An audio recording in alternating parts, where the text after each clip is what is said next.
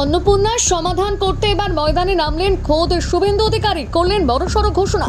এবার আরো বেশি সংখ্যক মহিলারা পাবেন অন্নপূর্ণা ভান্ডার। এবার নিজের মুখে সেই কথা জানালেন মুখ্যমন্ত্রী। সম্প্রতি দিল্লির বঙ্গভবনে মুখ্যমন্ত্রী শুভেন্দু অধিকারীর সঙ্গে বৈঠক করেন এনসিপিআই এর একাধিক সাংসদ।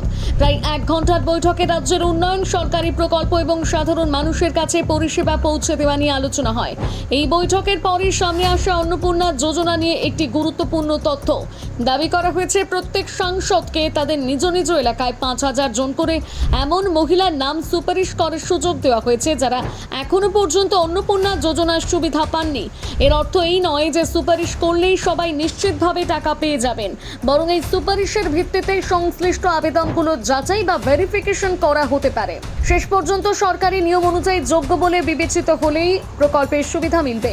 মনে রাখবেন, অন্নপূর্ণা যোজনায় এখনো ভেরিফিকেশন প্রক্রিয়া চলছে। সরকার আগেই জানিয়েছিল যোগ্য আবেদনকারীদের তথ্য যাচাই করে ধাপে ধাপে টাকা দেওয়া হবে।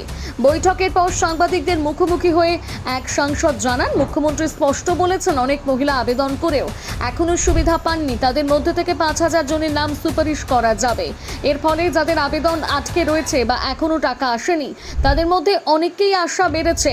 তবে এখানে একটা বিষয় পরিষ্কার করে নেওয়া জরুরি, এখনো পর্যন্ত সরকার কোনো বিজ্ঞপ্তিতে বলেনি যে শুধুমাত্র সাংসদের সুপারিশ থাকলেই টাকা পাওয়া যাবে।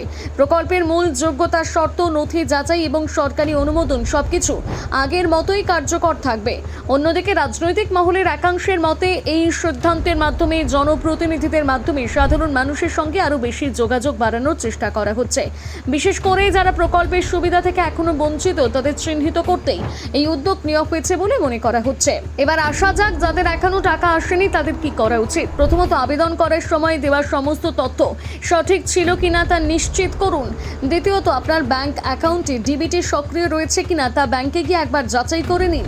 তৃতীয়ত, যদি স্থানীয় প্রশাসন বা জনপ্রতিনিধির মাধ্যমে আবেদন সংক্রান্ত কোনো তথ্য বা নথি চাওয়া হয় তাহলে সময় মতো তা জমা দিন। আর যদি আপনার আবেদন এখনো ভেরিফিকেশনের পর্যায়ে থাকে তাহলে কিছুটা অপেক্ষা করাই সবচেয়ে ভালো, কারণ সরকার আগেই জানিয়েছে ধাপে ধাপে যোগ্য উপভোক্তাদের অ্যাকাউন্টে টাকা পাঠানো হবে। সরকারের এই পদক্ষেপ নিয়ে আপনার কি মতামত জানাতে ভুলবেন না কমেন্ট করে।